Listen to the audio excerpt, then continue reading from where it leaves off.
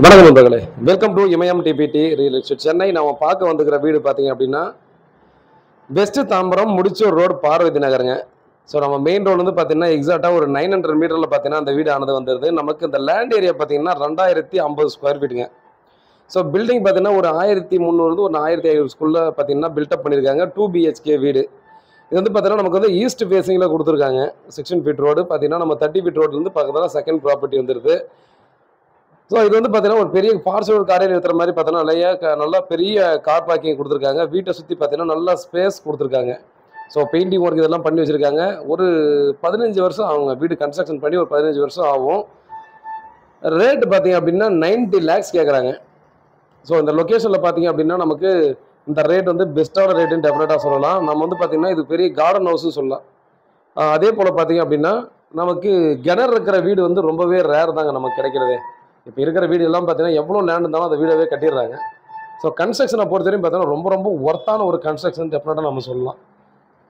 இதில் நீங்கள் மாற்றி அமைக்கக்கூடிய வேலைகள் எதுவுமே இருக்காதுங்க. ஸோ வீடு வந்து டெஃபினட்டாக எல்லாருக்குமே பிடிச்ச மாதிரி தான் இருக்கும் அப்படின்றத சொல்லலாம். பெரிய ஹால் கொடுத்துருக்காங்க.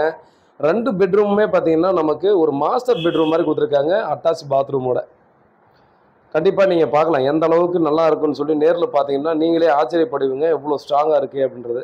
நம்ம நிறைய இடத்துல பார்த்தீங்கன்னா நம்ம நண்பர்களுக்கு சொல்லக்கூடிய முக்கியமான ஒரு விஷயம், ரீசேல் வீடு நீங்கள் பார்க்குறீங்கன்னா ஒரு 15 வருஷத்துக்கு மேலே ஆன வீடை பாருங்கள், ரொம்ப நல்லாயிருக்கும் அப்படின்னு சொல்லுவேன். ஸோ அதுக்கான ரீசன் பார்த்தீங்க அப்படின்னா நமக்கு பழைய கன்ஸ்ட்ரக்ஷனை பொறுத்த வரையும் பார்த்தீங்கன்னா இப்போ இருக்கிற கன்ஸ்ட்ரக்ஷனை விட இன்னும் டபுள் மடங்கு ஸ்ட்ராங்காக இருக்கும்.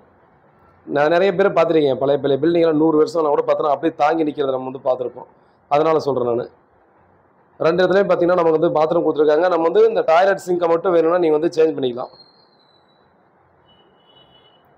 நீங்கள் டைல்ஸ் மாற்றுறதோ இந்த மாதிரி வேலைகள்லாம் வேறு எதுவுமே இல்லை. டாய்லெட் மட்டும் நீங்கள் சேஞ்ச் பண்ணிக்கணும். இங்கே லேண்ட் ரேட்டு பார்த்தீங்கன்னா 5000 ரூபாய்க்கு கீழே டெஃபினட்டாக போகாதுங்க. 5000 ரூபா 5500 ரூபாய்க்கு மேலே தான் போகுமா தவிர கீழே போகாது. நீங்கள் என்கொயரி பண்ணிக்கலாம். அப்போது இதோட வேல்யூ எவ்வளோ போகுதுன்னு நீங்கள் டெஃபினட்டாக செக் பண்ணிக்கோங்க.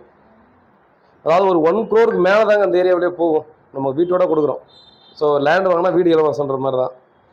அதனால் பார்த்தீங்கன்னா நம்ம கார் உள்ளே வர்றதுக்கு சின்னதாக இருக்குமா அப்படின்னா இது இன்றைக்கி வேணால் இதுக்கு ஆப்போசிட்டில் பார்த்தீங்கன்னா யாரும் கார் இல்லை. நீங்கள் எடுத்துகிட்டு வந்து பார்த்தீங்கன்னா ஈஸியாக விட்டு ஈஸியாக எடுத்துகிட்டு போயிடலாம். ஸோ அந்த மாதிரி கண்டிஷனில் தான் இருக்குது. நம்ம வந்து பார்த்தீங்கன்னா இந்த ஃபர்னிஷ்ட் ஒர்க் பார்த்தீங்கன்னா ஒரு சில இடங்களில் மட்டும் டெஃபினட்டாக பண்ணி தாங்க ஆகணும். ஸோ ஃபர்னிஷ்ட் ஒர்க் பண்ணல பழைய வீடுனும் போது அந்த மாடலில் அவங்க வந்து பார்த்தீங்கன்னா அப்படியே விட்டுருக்காங்க.